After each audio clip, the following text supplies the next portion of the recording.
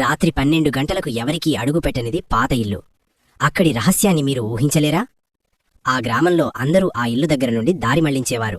కాని చిన్న సాహసిక యువతి చందన తన స్నేహితుల జాతకంతో ఆ రాత్రి ఆ ఇల్లు దగ్గర అడుగుపెట్టింది.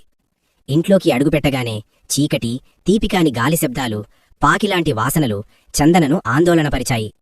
పాత మరియు చెడిపోయిన ఫర్నిచర్, శబ్దాలు, వాకిట్ల నుండి వచ్చే ఊపిరి ఒక్కో అడుగు భయం పెంచుతూ వెళ్ళింది. ఒక గదిలో పాత, ధూళిలా కప్పిన పుస్తకాలు మెరిసిపోతున్నాయి. చందన ధైర్యం చూపుతూ దగ్గరికి వెళ్లి చూసింది. అక్కడ ఒక అద్భుతమైన, భయంకరమైన రూపంలో ఒక దెయ్యం ఎదురైంది. దాని చూపు భయంకరం కాకుండా కన్నీళ్లతో నాకు సహాయం చెయ్యండి అని అరిచింది. చందన ఇనీషియల్గా భయపడింది. కాని వెంటనే ఆ దెయ్యానికి సహాయం చెయ్యాలనిపించింది.